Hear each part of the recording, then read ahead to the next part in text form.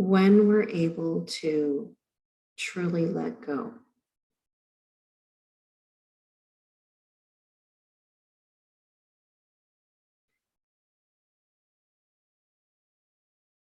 there are certain things that somatically might start happening. When there is no controlling, the body might go through movements, unexpected movements. There might be vocalizations. There might be a number of unusual things that can happen. And so I want to normalize that, first of all.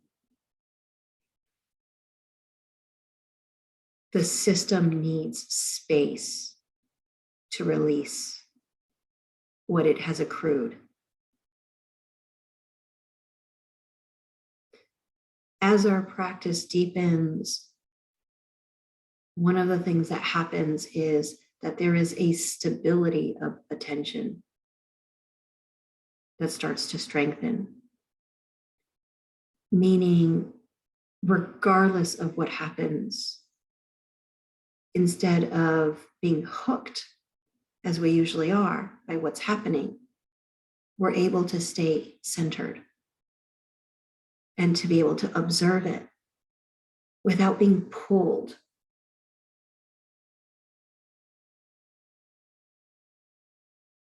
We're breaking the link between habitual reactivity,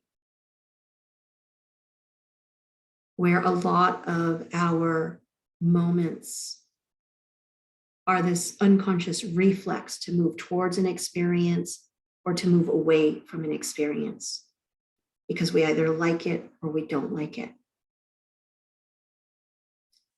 And as our practice starts to develop, the more we expose ourselves to allowing experiences to happen, there is an inherent safety that starts to become present because we notice that unconscious movement of mind. And we also notice the contrast of not moving towards or away from an experience. And what that does is it creates a reference point that there is a different way of being, that we don't have to be enslaved to conditioning, where we're constantly being yanked in one direction or another, and then becoming conscious of that in hindsight. We can actually feel something arise. We might even notice the pull or the push, but we're able to notice it with interest versus identification to what is pulling us or what has us pushing away. We start to see experience just as phenomena. There's not a good, there's not a bad, there's not a right, there's not a wrong. It's all phenomena. And when we have that insight that everything is just phenomena that appears in our field of awareness, and how we relate to that phenomena is what generates the pushing away because I don't want it, or the pulling towards because I want more of it. That is the place that is energetically costly, fatiguing. And that is the place that keeps us in this perpetual state of reactivity. But as we sit longer and practice just watching, we can see clearly these habitual behavioral patterns. And with seeing clearly comes the letting go. It's not the trying to let go. It's not the repression of the moving away or the leaning towards. It's just seeing. It becomes normalized as this thing that we naturally do as animals.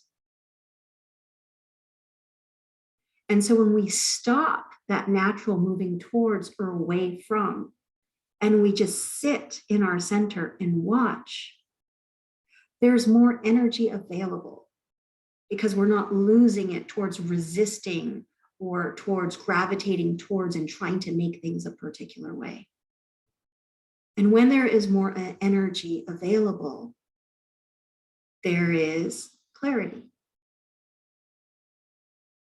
And when there is clarity, all of a sudden there's interest and curiosity. So there's no longer an emotional charge also associated to what's happening. And that is equanimity. Equanimity is being with what is happening without there being a preference. It doesn't mean we don't care. It doesn't mean we're disconnected or detached. It just means that we have a wider view of how things are. And in this place of stability, we're able to cultivate more opportunities for awareness because we're not losing energy. Awareness is costly to some degree, and at the same time, it's innate and it's costless. But the attention is generally an aspect of awareness, and where we put that focal point has the capacity, if we are attached or if we believe in that focal point, to zoom on in and become our reality. And that's where we get lost. And that's where we become identified with what's happening. And what I mean by identified is it solidifies as true. That becomes my true reality versus this is just one facet of what's actually happening. And it has to do with where my view is coming from. And if I change that view to a different location, then my perception of reality is different. It can become really interesting when we have agency over our attention so that I can play with changing where it's viewing what's happening and I can see the impact on the reality I'm experiencing. And that gives rise to a different insight. And that insight is that everything is a mental construct. And it's just a matter of changing the conditions a little bit and a new construct is generated.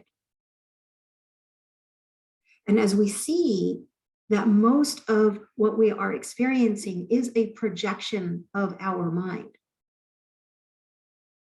then there's less attachment to believing what's happening because we understand the true nature of the phenomena and how our mind will create meaning out of that phenomena. And that meaning is nothing but an interpretation. And it's an interpretation that's coming through the filters of our past experiences and the biases that we've accumulated. So this can be very disorienting because then the question is, well, then what is reliable? If I can't even rely on the reality that I'm constructing, then how can I be safe? Well, the safety comes from seeing clearly that nothing is reliable. That is the reliable thing. And if nothing is reliable, then there is no need to attach to anything. There's just curiosity. And if we're not attached to a particular reality, that means that we are in a place of full creativity. That means that if whatever comes up is a creation of my mind, I can create anything I want. So why not create something beautiful? And if the view determines the perception of what is happening, then why not choose a view that's coming from a place of compassion and love? Because that imbues the reality that we're having, as horrific as that reality might be, with a sense of connection, tenderness, care, that actually does have a real impact on the reality that's happening. How we show up The attitude that we bring forth deeply impacts everything that is around us.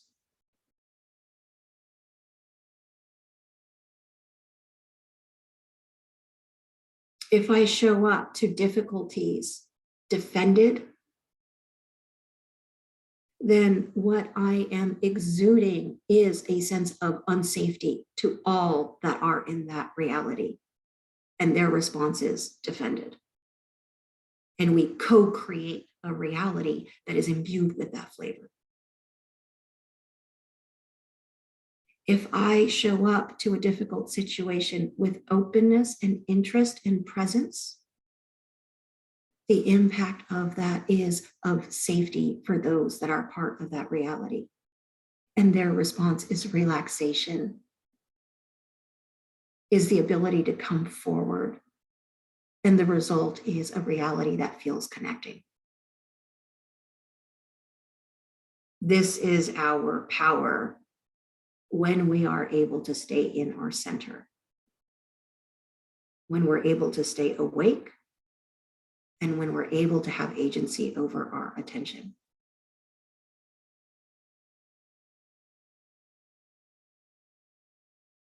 It doesn't matter what the other party does. It's just another phenomenon. And however they show up or whatever they do, there still is no preference for me.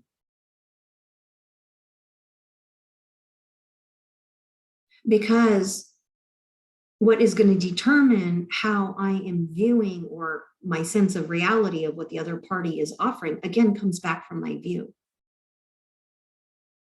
And so if my view is that I'm showing up with the attitude of interest and love and compassion, what will unfold as it does.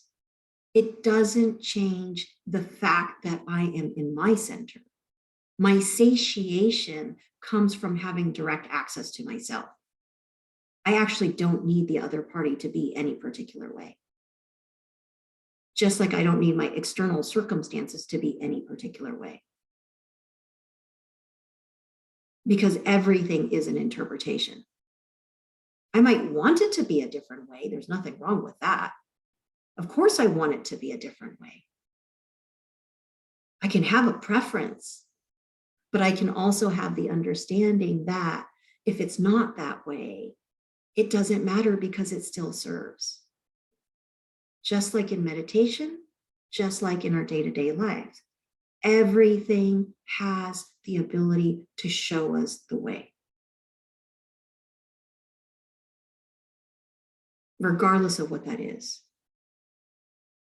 That if we pay attention carefully, what we learn is how we relate to certain circumstances and the natural universal law of impermanence and of the unreliability of how we perceive things.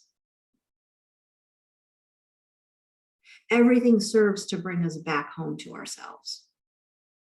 And when we are home with ourselves, when we are self-connected, when we have access, we actually don't need the other person to be in any particular way to give us access because we already have it. We might want that connection with them. We might want to have access to them. But we also have the perspective and the view that whatever they're going through is their own projection and fabrication. And so we don't become attached to what it is that they're doing or experiencing because it's just a fabrication coming from their own configuration. We can hold it with compassion,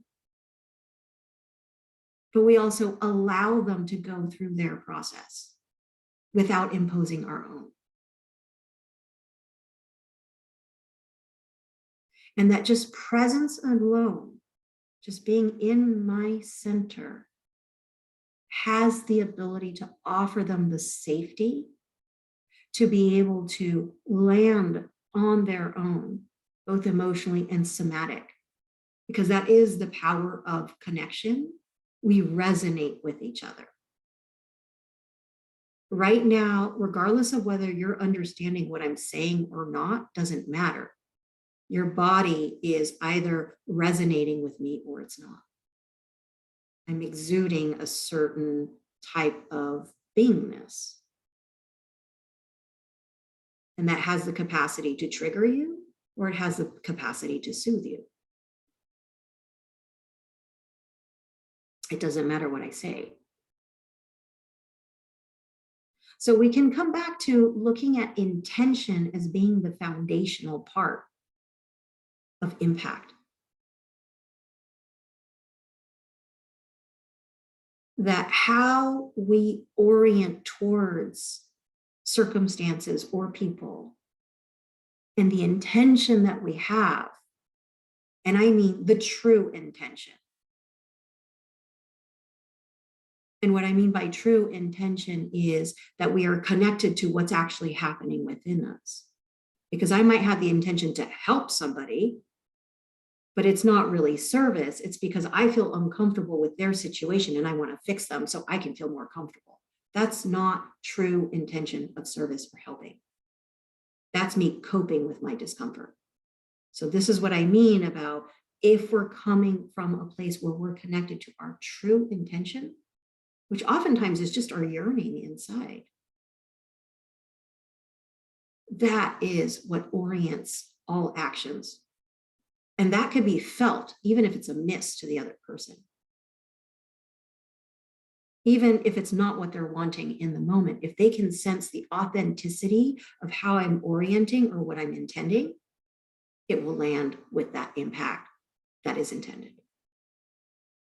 If I'm confused about what my intention is, and I think that I'm intending something, but I'm actually deep down inside, I haven't actually attuned to what's alive and what's really happening. So I'm a little diluted, and actions are stemming from that.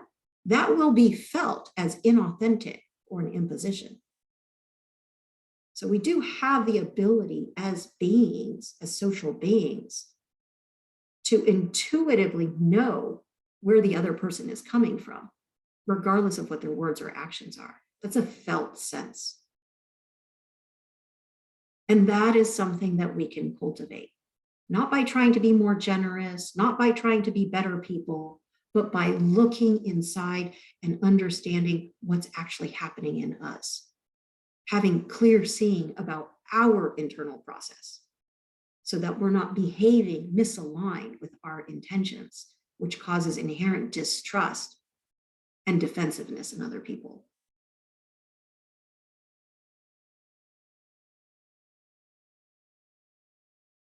So again, at the foundation comes awareness. And what we're doing in mindfulness is we are cultivating the ability to be more aware. And more aware, not just from a cognitive thinking standpoint, but with the entirety of the being, where this energy emanates from.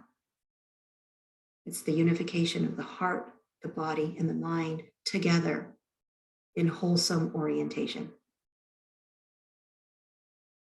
And what I mean by wholesome is I mean whole.